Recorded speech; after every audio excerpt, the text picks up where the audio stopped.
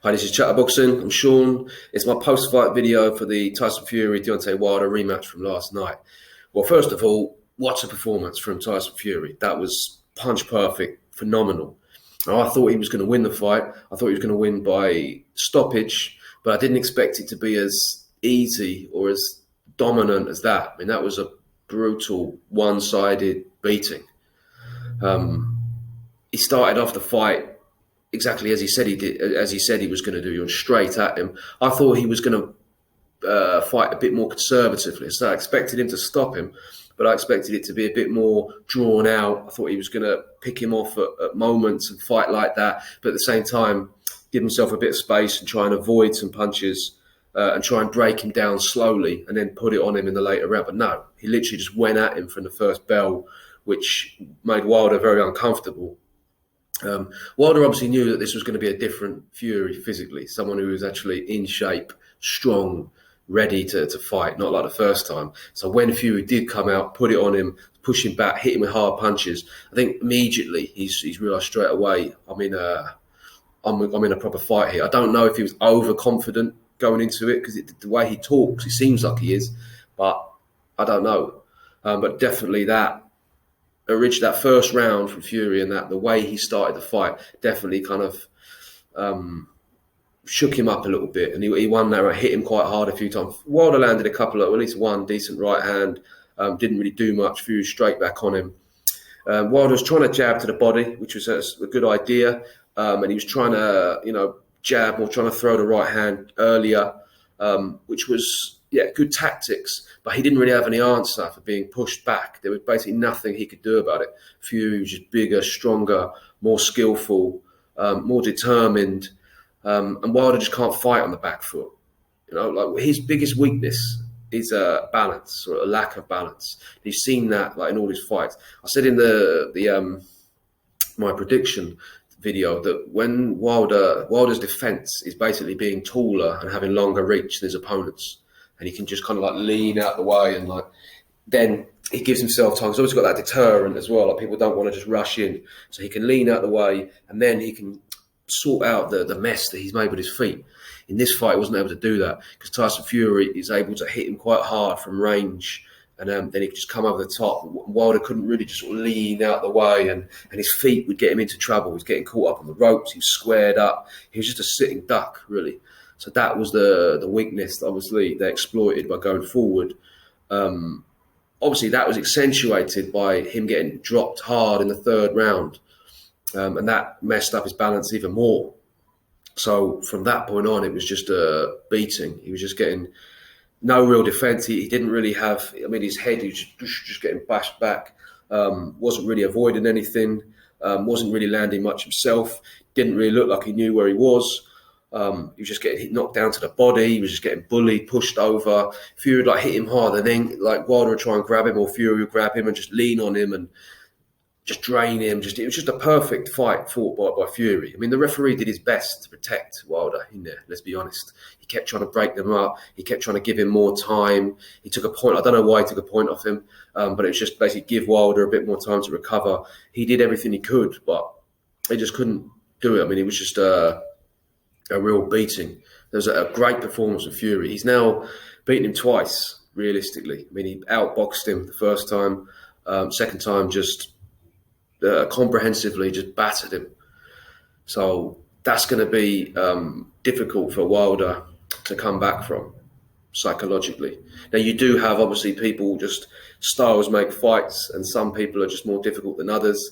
But he looked lost in there, Wilder, and that lack of balance and that lack of durability is going to be a problem if you're fighting the top people in the division. The kind of people that people are talking about fighting him now, obviously Anthony Joshua, Dylan White, Andy Ruiz, all of them are going to come forward and just hit him with hard punches and push him back. Now, obviously, for some of them it's going to be easier than others, but it looks like he's going to be there for the taking, Wilder. Now, obviously, he's got a chance in any fight. He's in because of his right hand, but that was a bad loss, a bad beating, and just a quite sort of poor display from him in terms of his ability to fight against that style. Now he mentioned Fury changing trainers in the lead up to it, which obviously the trainer Sugar Hill and Kronk did an amazing job, and I was quite happy about it. To be honest, I thought it's good to keep learning. He's obviously been with them before. He was a trainer of he was obviously Emmanuel Stewart's nephew, come up with that system, but also like Adonis Stevenson, he was training him, who was really good. I like the move for Fury. In Wilder's case, I think it would have been a good idea if he'd have changed trainers himself, like a while ago. He's got away with winning so far because he's physically gifted. And let's face it, he hasn't fought many good opposite opponents. So is it too late for him now to change trainers and start learning new stuff? I don't know. I mean, he's been with Mark Breland and Jay Diaz or Dees his whole career. And he's got him this far, but I think it was quite a poor performance from them as well. I didn't really see much of the little bits and pieces between it. They didn't seem to be giving him, from what I could see, much help in the fight. He wasn't particularly prepared. He just went in there seemingly with this sort of arrogance that, I could just sort of knock him out with the right hand. But there was no plan B. He wasn't able to. He was just completely unprepared. He looked like a real mismatch in there, to be honest with you. And he didn't look like he had the tools or the answers or any ideas to really cope with it. Now, obviously the ferocity of the attack from Fury and that that knock to the ear would have affected it and would have accentuated the problem. But you could see it in the first fight, and obviously this fight much more so, that he just, he was really struggling with it. So, in terms of would we want to see a third fight? I mean, I think I speak for the overwhelming majority of boxing fans when I say no. Let's be honest, Fury beat him twice now. Outboxed him the first time, then came back this time and just comprehensively just beat him up. So there's no real need for a rematch, in my opinion. Now, if it's contractually obliged and then Wilder activates it, then I suppose that is what it is. But it's not something I think that people are going to be particularly interested in. I think there's much more exciting fights to be made. People obviously want to see Fury against Joshua. And then for Deontay Wilder, I'd much rather see Deontay Wilder fight Dylan White, Andy Ruiz, Anthony Joshua. I mean, I've seen him fight Fury twice. I don't really want to see him fight. If it's down the line, if he can somehow get himself back, then, by all means. But as of right now, not interested. You can let me know what you lot think in the comment section, but it's not something that particularly excites me.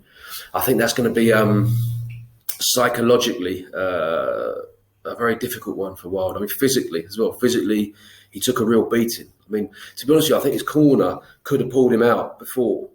If I was them, I know you don't really want to do it, especially in a championship fight, but I would have really liked to have seen him pulled out at the end of the 6th round. I mean, he looked completely spent. He'd just been taking a beating for the last 3 rounds by, a man who's like 6'7", 9, 270 pounds. But I mean, people say he's not a big puncher. Those were big punches. Now, fair play to Wilder. No one could accuse him of not having heart. He showed a lot of heart in there. He hung on in there, took some real pasted, but never gave up. He was pissed off, obviously, when his corner eventually did throw the towel, but I think they saved him because he was a sitting duck. He couldn't really defend himself. He was just getting hit more and more, body, head. I think they saved him from all that would have happened is he would have just got more and more damage, could have had a vicious knockout. What's the point? Do you know what I mean? He's clearly beaten at that point. So, psychologically for someone like Wilder, who's, used to being like a big puncher, he himself said Fury had pillow fists. He basically admitted that the first fight was a cherry pick, saying that he was as fat as a house. He was a crackhead trying to kill himself.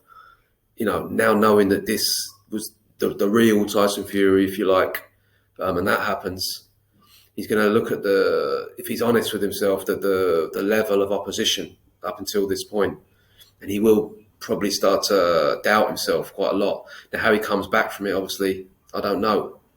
But it's not going to be easy because that was a pretty comprehensive beating, and he obviously talked a lot before it. So we'll see. In terms of Tyson Fury, I would love to see Tyson Fury like hang around for a while, take on all comers, really cement himself as the number one of this era. Just not sure if he will. I mean, he's got a couple of fights left. You just never know if he really has the motivation to do it long term. Now, I'm pretty sure he'll fight Anthony Joshua. And then after that, is he going to want to stay around and, like sort of fight on for that? I'd love to see him do it, but I'm just not convinced that he will. Obviously, him being in America, because that was a massive fight. I mean, the first fight they had wasn't particularly big. I mean, it was quite big, but this was a massive fight, like big Las Vegas, huge weigh-in. All the sort of boxing world was there. Everybody was talking about it. It was huge. So him now in America, it'd be quite interesting to see, because obviously he's talking about wanting to stay in America. He's kind of made a big name for himself out there. Obviously, I'd like to see the Joshua fight in the UK, but I do like fair play to Fury if he can, set himself up in America as like a big name over there. Now, this was a massive fight against Deontay Wilder, the rematch. I'm not sure how big. I mean, it depends who he fights. I don't think it's in America right now. It's not going to be a case of just whoever he fights is going to be a massive fight. I think he's going to need to have interesting opponents. It's not going to be a big fight if he fights like Otto Wallin or Tom Schwartz. He needs to fight big names, and I don't really know who there is in America that would be big fights for him. I mean, Andy Ruiz is obviously a very talented fighter, but I just don't know what he's doing. Like after that first fight, I haven't really heard from him. Sacked his, split with Manny Robles. Has he really got the motivation? I mean, who else is there really in America that's big or that would make a big fight for him? So if he fights Anthony Joshua or Dylan White, are these going to be big fights in America? It would just seem ridiculous to me to fight that fight in America. So that's the complication, really. Well, let me know what you think about that as well. There's a bit of a stream of consciousness, so I think for now there's nothing really that I think I've left out. But if I can think of anything else, maybe I'll come back to it in another video. But yeah, let me know what you lot think, and thank you very much for watching.